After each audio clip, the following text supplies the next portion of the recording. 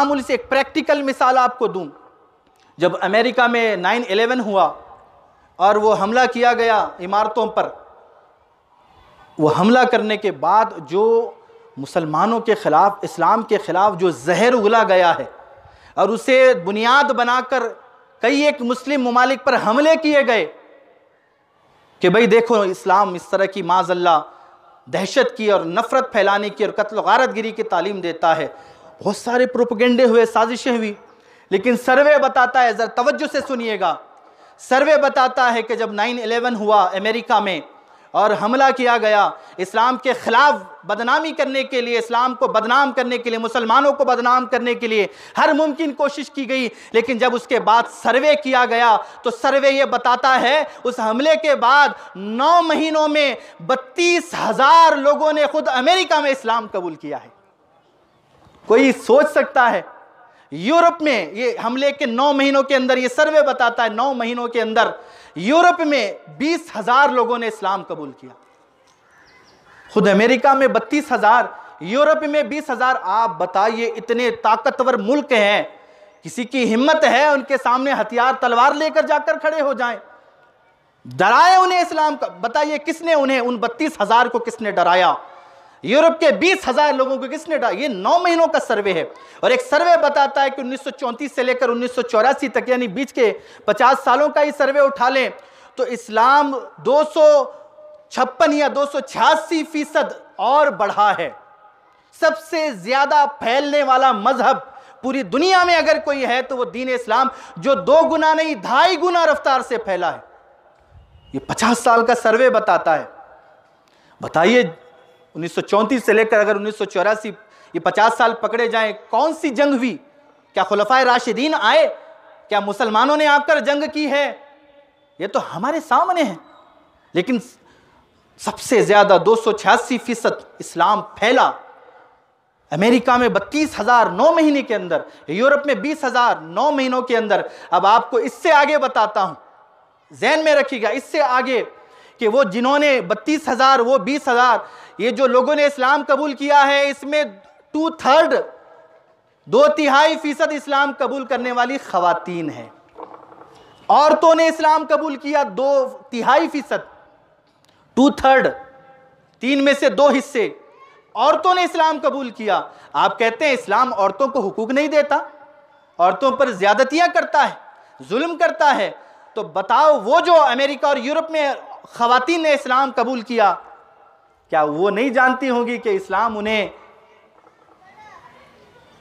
उनके हुकूक को पामाल करता है या उनके हुकूक को महफूज करता है? अजीज़ान मोहतरम, ये तमाम चीज़ें हैं, तमाम चीज़ों को समझना ज़रूरी है और हमारे भाइयों के सामने भी ये तमाम चीज़ें रखना ज़रूरी है, ताकि किसी एक बंदे का कोई मसला नहीं है, वो कोई हमारे सामने अहमियत नहीं रखता कि उसका नाम लिया जा सके ना, लम यकन शैअम मज़कूरा, वो इस काबिल नहीं है कि उसका नाम लिया जाए। लेकिन जो एतराज़ात इस्लाम पर किए गए, मुसलमानों पर किए गए, आपको और मुझे कुरान का इल्म रखना, कुरान को पढ़ना, गौर फिक्र करना ज़रूरी है। क्या सूरह काफिरून में हमने नहीं पढ़ा? अल्लाह ताला फरमाता है, वो सूरा जो पूरा आप पढ़ते हैं वो क्या माना है? उसमें बताया गया कि मैं अल्लाह की इबादत करता हूँ और तुम किसी और की इबादत करते हो, न मैं तुम्हारे खुदाओं की इबादत कर सकता हूँ और न तुम मेरे खुदा की, एक खुदा की इबादत करोगे। तो झगड़ा हमारे दरमियान में कोई नहीं, लकुम दीनुकुम वलिय दीन, मेरा दीन मेरे लिए, तुम्हारा दीन तुम्हारे लिए। अब बताइए, मजहब धर्म के आड़ में कहाँ इस्लाम सिखाता है कि आप जाकर लोगों की कत्ल गारतगिरी कर? तो ये दीन इस्लाम है। जहाँ जहाँ ये एतराज़ किया गया है कि भाई आयतें हैं जिसमें कहा गया कि गैर मुस्लिमों को, कुफ़ार और मुशरिकीन को कत्ल करो, खुदा की इज़्ज़त की कसम उठाएं कुरान। जो भी ये एतराज़ करता है, वो जो आयत नंबर कहता है, उस आयत नंबर के 2 आयतें ऊपर पढ़ें, 2 आयतें नीचे पढ़ें, आपको समझ में आ जाएगा कि वो सारा मामला जंग का बयान किया जा रहा है। कोई जंग में आपके दर पे आ जाए, आपके सर पर हथियार लेकर खड़ा हो जाए, आपके साथ अहद व पैमान और सुलह का मुआहिदा किया गया, उस सुलह के मुआहिदे को तोड़ दिया गया और उसे तोड़ने के बाद जिन्होंने तुम्हारी पीठ में छुरा भोंका, हुकूमत से गद्दारी और बगावत की, देशद्रोह किया, जो ऐसे गद्दारों को क्या करेंगे? माफ करेंगे? फूल लेकर खड़े हो जाएंगे कि बहारो फूल बरसाओ? क्या करेंगे उनके साथ? ये कानून कहता है किसी भी मुल्क का कि जो गद्दार है, जिसने धोखा दिया है, जिसने पीठ में छुरा घोंपा है, जिसने बेकसूर बेगुनाह लोगों को कत्ल करने में दुश्मनों की मदद की है, उसे सजा दी जाएगी।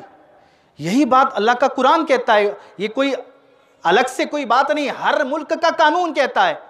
भाई कुरान ने भी वही बात की, तो ये बखेड़ा क्यों बरपा है, ये हंगामा क्यों बरपा है? तो उतनी ही आयत, एक आयत भी नहीं लेते, उतना ही हिस्सा, एक आयत में से भी उतना हिस्सा, और कहते देखो भाई इस्लाम ने इस तरह का। उसी आयत में लिखा गया कि जिन्होंने अहद तोड़े, सुलह का मुआहदा करने के बाद भी तोड़ा, फिर भी अगर वो तौबा करे उन्हें माफ कर दो। उसकी नीचे की 6 नंबर सूरह तौबा की 5 नंबर आयत में है, 6 नंबर आयत में यही बात दोहराई गई और कहा गया कि अगर इनमें से जो जिन्होंने अहद तोड़ा, सुलह तोड़ी, मुआहदा तोड़ा, और इनमें से कोई भी एक गैर मुस्लिम आए और आपसे कहे वह इन अहदुम मिनल मुशरिकीन अस्तजारक फअजिर हो, अल्लाह फरमाता है ठीक है, गैर मुस्लिमों ने अहद तोड़ा, मुआहदा तोड़ा, सुलह करने के बाद पीठ में छुरा घोंपा, उनसे लड़ने का तुम्हें हुक्म दिया गया, और उस जंग में, लड़ाई में वो आए और कहे कि हमें माफ कर दो, हमें पनाह दे दो अपनी, अल्लाह ने फरमाया फअजिर हो, उसे पनाह दे दो, और सिर्फ पनाह ही नहीं दो, हत्ता यस्मा कलाम अल्लाह, उसे अल्लाह का कलाम भी सुनाओ।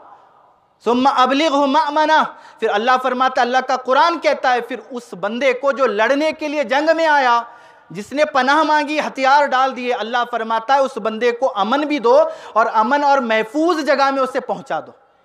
ये आपने कभी सुना होगा कि जो जंग में है, लड़ने के लिए आया है, वो माफ़ी मांग ले और कहे कि भाई मुझे माफ़ कर दो, पनाह दे दो, उसे पनाह भी दी जा रही है, उसे महफूज जगह पर पहुंचाया भी जा रहा है। ये तालीम सिवाय दीन इस्लाम और कुरान के आपको कहीं नहीं मिलेगी। ये इंसानी कदरें, ये ह्यूमन वैल्यूज़ जो पेश की गई है, सिर्फ और सिर्फ दीन इस्लाम ने इसकी बुनियाद डाली, और इस पर फिर पूरे दुनिया में वो ह्यूमन राइट्स का मामला, वो इंसानी हुकूक का मामला, वो औरतों के हुकूक का मामला, इसकी बुनियाद डालने वाला दीन इस्लाम है। आउट ऑफ कॉन्टेस्ट लेकर बहुत सारी बातों को प्रोपेगेंडे के तौर पर फैलाया जाता है। ये एक नहीं, हमें देखें, मेरा आपके सामने ये बातें पेश करने का मकसद क्या है? मेरा मकसद ये नहीं है कि हम किसी एक इंडिविजुअल को टारगेट करें, ना, उस एक बंदे का मसला नहीं है। वो जो एक बंदे के पीछे जहन कार फरमा है, जो उसके पीछे मिशनरी काम कर रही है, उसके लिए आपको तैयार होना है। तैयार किस तरह होना है आपको? अब ये हमारे लिए एक दावत फ़िक्र है कि ये जिस तरह के इल्ज़ाम तराशियाँ, एतराज़ बेबुनियाद, और आपको तयख्खुन दिलाया जाता है कि अनकरीब सुप्रीम कोर्ट इसे उठाकर फेंकेगा, ये सारे साजिशें हैं, प्रोपेगेंडे हैं, ताकि नौजवानों को वर्गलाया जाए, जोश में लाया जाए, उभारा जाए। सोशल मीडिया पर दीगर गालियां देने से बेहतर है कि हमारा नौजवान बच्चा, हम खुद बड़े, रोज़ाना अपने आप को पाबंद बनाए कि कम से कम 2 या 3-5 आयतें पढ़ेंगे, और तर्जुमे के साथ पढ़ेंगे। हम खुद पढ़ेंगे कुरान, खुद गौर व फिक्र करेंगे, और कोई एतराज़ आ जाए तो आप कुरान करीम को समझकर जब पढ़ेंगे, इस काबिल बनेंगे आप उसका जवाब दें। और जवाब गालियों से नहीं है, जवाब सख्त लहजे से नहीं है, वरना तो फिर क्या हम सख्त लहजे में बात नहीं कर सकते? हमारे पास अल्फाज का ज़ख़ीरा है, लेकिन ना, गालियां देना इसका हल नहीं है। इस जैसे ये एक नहीं है, बहुत हैं, और एक पूरा एक स्ट्रक्चर इसके खिलाफ, इसके पीछे काम कर रहा है। तो उसका जवाब गालियां देकर नहीं है, उसका जवाब अपने आप को इल्मी तौर पर, अपने आप को तालीमी तौर पर, अपने आप को दीनी और फिक्री तौर पर कुरान की तालीम से ऐसे आरास्ता करें कि कोई दीन इस्लाम पर, कुरान के खिलाफ अगर कोई इल्ज़ाम लगाए, उसका जवाब आप खड़े होकर बरजस्ता ऑन द स्पॉट देने के काबिल बन जाए। ये हमारी जिम्मेदारी है। ऐसे फितने आगे भी आ सकते हैं, लेकिन इन फितनों का जवाब क्या है? इन फितनों का जवाब मुश्तइल होना नहीं है, इन फितनों का जवाब गुस्से में आकर गालियां देना नहीं है, बल्कि कुरान को सीखना, समझना, गौर व फिक्र करना, उसे समझने की कोशिश करना, और अपने आप को, अपनी नस्लों को तैयार करना कि कुरान के सच्चे, अब देखें इस्लाम पर जब जब प्रोपेगेंडा चला तो इस्लाम और कुव्वत के साथ फैला। अब ये कुरान पर प्रोपेगेंडा फैलाया जा रहा है, अब लोग और पढ़ेंगे कुरान को। हम तो, ये अल्लाह का करम है कि तुम मनफी एतबार से कुरान पर इल्ज़ाम लगाते हो कि कुरान से लोग दूर हो जाएं, लेकिन अल्लाह की शान ये व मकर अल्लाह, तुम मकर करते हो लेकिन अल्लाह बेहतरीन खुफिया तदबीर फरमाने वाला है, तुम्हारे मकर को तुम्हीं पर पलट देगा। और जो लोगों को तुम कुरान से दूर करना चाहते हो, लोग कुरान से और करीब आएंगे इंशाअल्लाह। अभी हमारी भी जिम्मेदारी है कि हम भी कुरान पाक को समझें, पढ़ें। हम काफ़ी वक्त व्हाट्सएप पर पढ़ने में लगाते हैं, फेसबुक पढ़ने पर लगाते हैं। हाथ से आज़म करें इस बात का कि हम 2-5 आयतें तर्जुमा पढ़ें, थोड़ा सा मफहूम पढ़ें, तफसीर पढ़ें।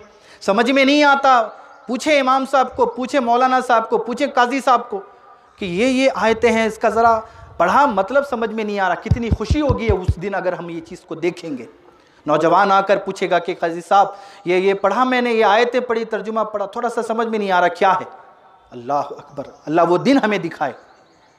अज़ीज़ान मोहतरम, तो ये हमारी तैयारी होनी चाहिए। ये बहुत सारे हमारे नौजवानों में और ज़िम्मेदारों में एक बेचैनी है, बेकरारी है कि भाई दीन इस्लाम पर, कुरान पर ऐसे इल्ज़ामात लगाए जाए, तो हम इस पर क्या करें? इस पर अपने आप को तैयार करें, यही जवाब है।